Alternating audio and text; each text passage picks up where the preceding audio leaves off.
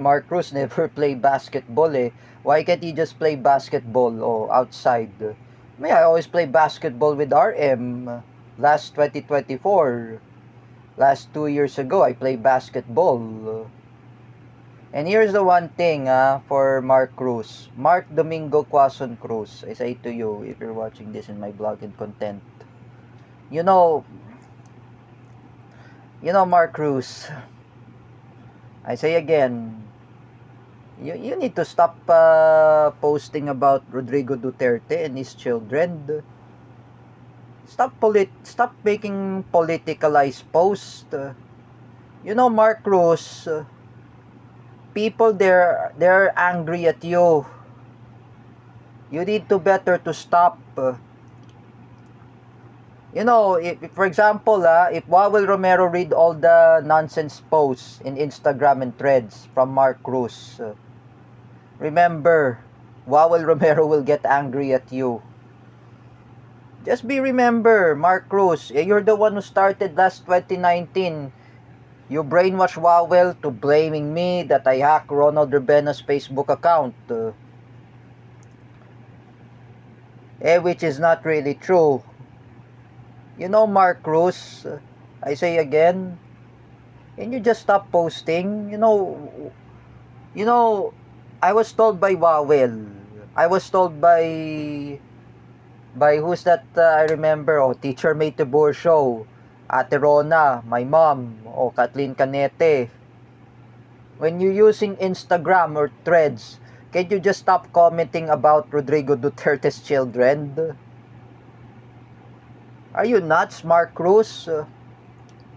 When you ever comment about Rodrigo Duterte, and you're commenting about the post, you're not listening, what kind of person are you, Mark Cruz?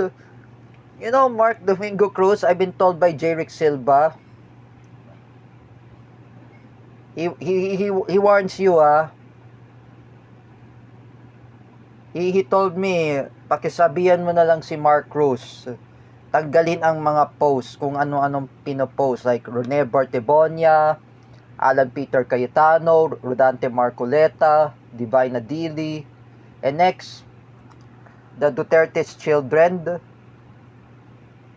the children of Rodrigo Duterte named Sara, Paulo, and Baste. You you make them as fool. Mark Cruz, stop commenting about Duterte children's. As I'm saying to you, Sara Duterte, Rodrigo Duterte's daughter, Baste and Paulo, that was Duterte's son, or Rodrigo Duterte's son. Can you just stop posting about nonsense about against them? Mark Cruz, Mark Domingo Cruz, you're not listening, aren't you? Because you don't know about social media etiquette that I was said from Teacher May about we discussed that in 2018. Me and Jens Manaid, we realized that, even Nicolo Sabino, even Jude Goles, even Bill Galang and Yvette, we already know. Because I know Alfred and RP, they were still in Teacher Marisa's class. They don't have social media etiquette lesson. And we know about social media etiquette lesson. Mark Cruz, if I were you, stop posting. I've been told by Joshua Arroyo, he said to me, you have to stop posting. Look at me and Manuel Luis Antonio. Mark Cruz, we are not posting in Facebook. We are not posting in threads. We're not posting in Instagram. We're not commenting. Because Manuel Luis Antonio is non-political. He's not posting anything. The only he posts anyway with his friend Franco Morales. Me, I post anyway in my threads or Instagram about cars or diecast cars.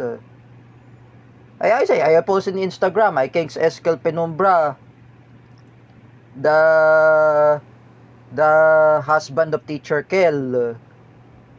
I always post that. I never criticize Eskel Penumbra. I never criticize Teacher Kel. They are my friends in Instagram. They are not actually my enemies. Unlike them, if they are Trump supporters, if they are Duterte supporters, they are non-political. Unlike Teacher Jessa Fernandez and Sir Calvin Cuevas, if they are Duterte supporters, non-political. Why are you posting against Rodrigo Duterte's children, Mark Cruz, ha? Like I said to you, inaano ka ba ni Sara Duterte? Inaano ka ba ni Baste at Paulo Duterte? If I were you, Mark Cruz, you might get sued at cyber libel. Remember that. Because you might get sued at cyber libel totally. You know online defamation, you don't know cyber libel. Or the word in Filipino, panirang puri, Mark Cruz. For me, I just want to tell you something. You curse Jerick Silva with the foul languages and you call him F-word. Now you see that Mark Cruz, he was being sued by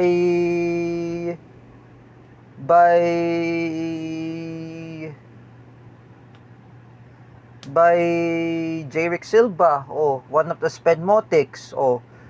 At least they will get a sue against Mark Cruz for cyber libel. You don't know what is cyber libel, Mark Cruz, and you don't know about cyberbullying.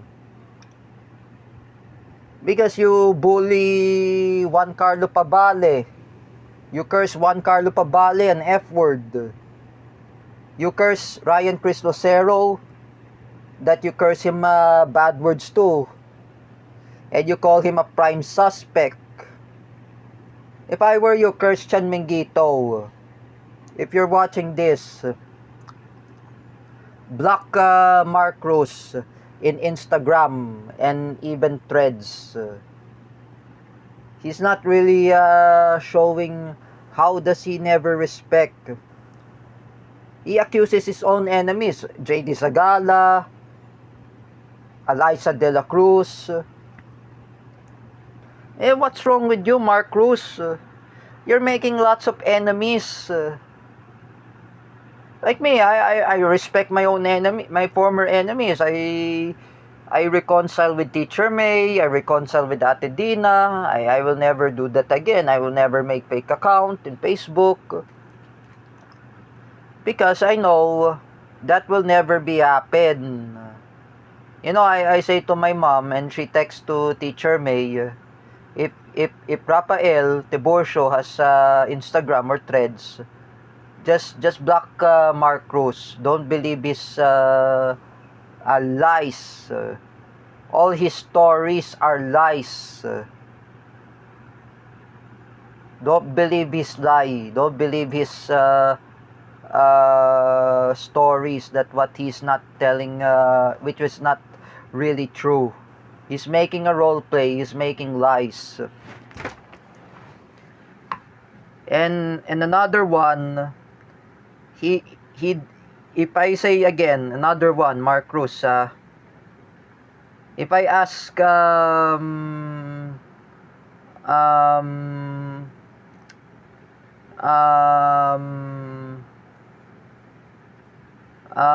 Kuya Dan Mardayaw, that how does Mark Cruz have met Sam Rascal? I know Dan Mardayaw is a fan of Eat Bulaga of TBJ. Because Danmar says to me, hindi po kilala si Mark Cruz, si Sam Rascal. Because Sam Rascal, he doesn't know Mark Cruz and he's not allowed in Eat Bulaga. Just to know, you say bad words. It's a pool of negatives. You know, Luis Cabales doesn't like negatives. What?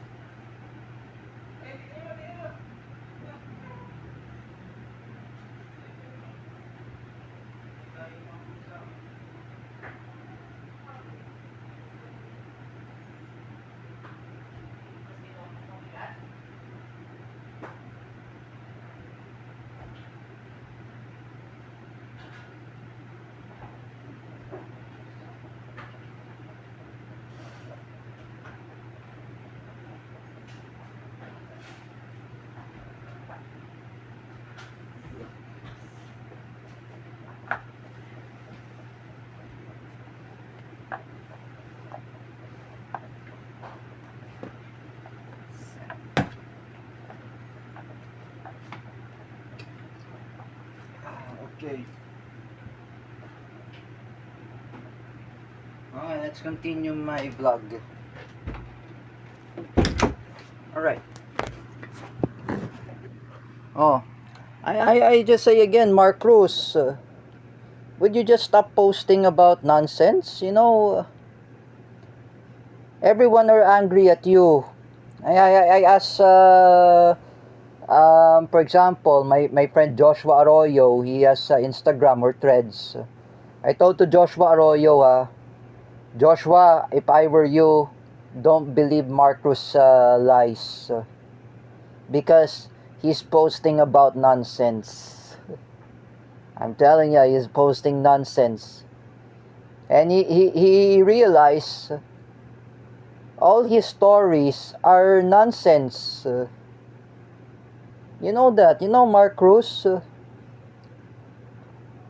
if I were you, if you don't listen anyway, unlike Joshua Arroyo, unlike Wawel Romero, they even told me, you need to stop posting in Instagram and Threads. Stop posting about Rene Bartebonia, Divine Adili, who else? Alan Peter Cayetano, Rodante Marcoleta, and Rodrigo Duterte's children, Sara, Paulo, and Basted Duterte.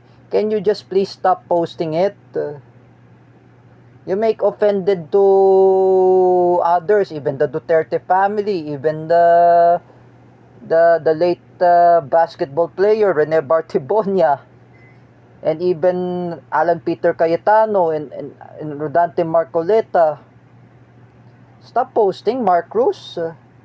Look at Jens Manaid, Mark Cruz. He never posts anything nonsense. He never posts any political. Jens, I remember my classmate from CDIFI. I was the time with Teacher May in the class.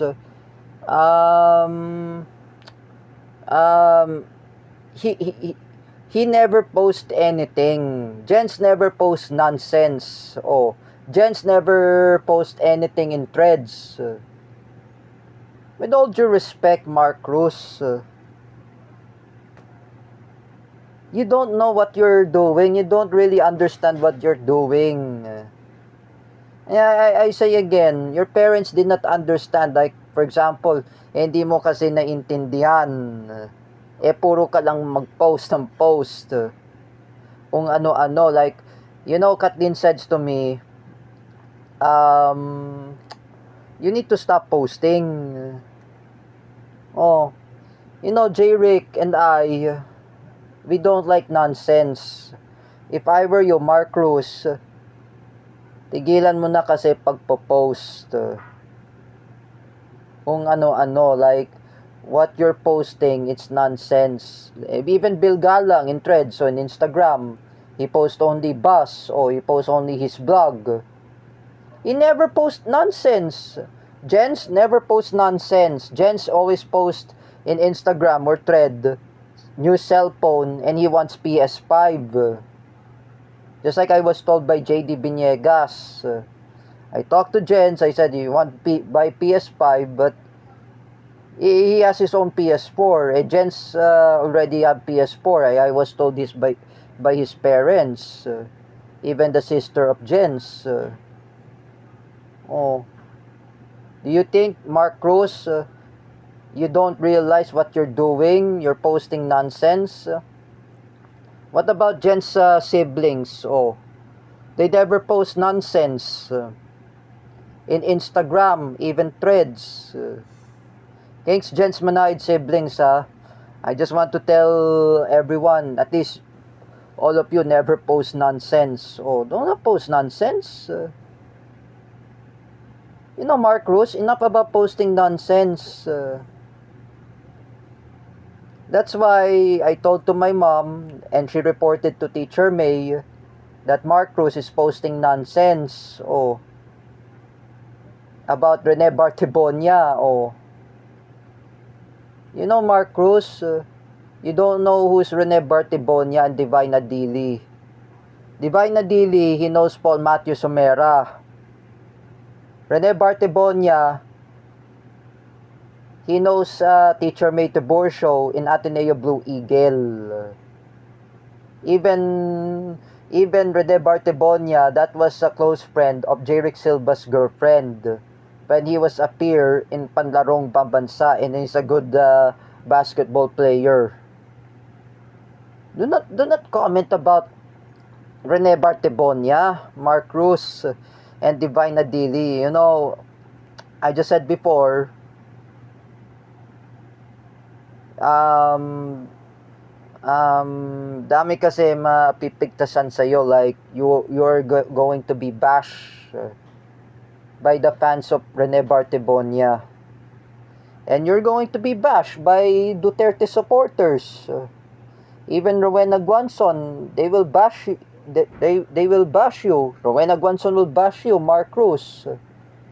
You need to stop. You have to stop. Listen to your parents, Mark Cruz. You don't know what you're doing. You know, if I were you, stop posting.